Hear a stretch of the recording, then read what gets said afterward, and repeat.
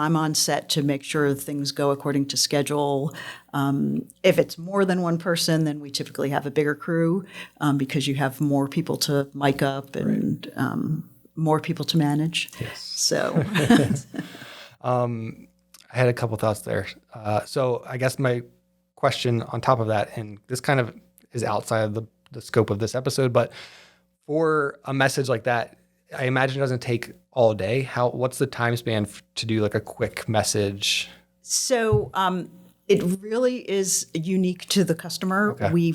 We've done welcome messages or welcome aboard messages where the commander or captain spoke and we recorded and it was all done. We've had welcome aboard messages that were scripted by the communications officer. It really depends on what that particular customer would like to do. It always takes longer than the actual message. So Right. the message might be, 3 to 10 minutes, but we've filmed for an hour and a half or 2 hours. Right. The teleprompter makes things a lot faster for them. Right. I think before that, it took a little longer. Yeah. I guess my point there is that it's a message that it has a lifespan of infinity basically, and you can reuse that message and it only takes an hour and a half to get a very high quality video done. I think I might be biased, but I think that's great value. Yeah, and what our team's great at is getting the B-roll that can be used along with the speaker, with the narration. And Paul and the rest of our team are really good at, we may be filming a particular aircraft and then through the message the welcome aboard message, we'll make sure we get the aspects of the aircraft that that new commander or captain wants to convey to the team, or we'll bring in our graphic artist who will then create some things for us that maybe are 2Motion or created in another program, so we can bring all those facets together. Sometimes Tina will know exactly how long I'll need to actually shoot the B-roll. Yeah. 'Cause she's come up with the concept sheets and even the length of how long it's going to be, the final product. And so I tend to overshoot, but it's good to overshoot as well sometimes for these type of particular videos. That was going to be my next question is how. So there's obviously that point where the customer or whoever's the talent, I guess, that's on camera has to be there. But again, they're probably not there for the entire day. It's probably because you sound very methodical of how you're scheduling things out. They're probably only there for an hour at a time or less. And then after that, it's really doing the B-roll piece where you don't need the talent. You just go around and shoot to the context of what the person is saying. So anything else that you want to expand on that?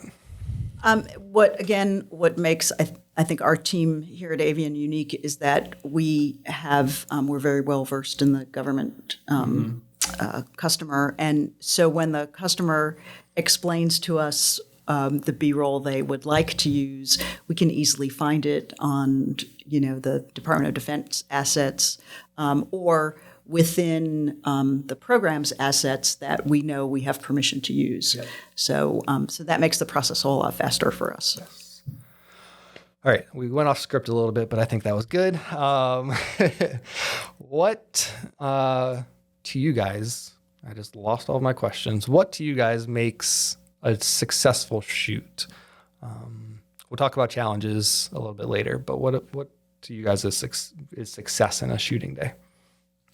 I think for me, I'm not my background isn't the Navy or Department of Defense. And so if I feel like I got an adequate amount of B-roll or just, I feel like that kind of helps me feel a little satisfied.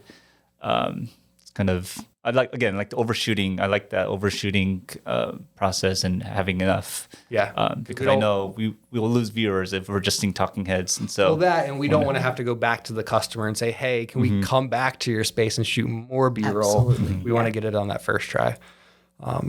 Anything else?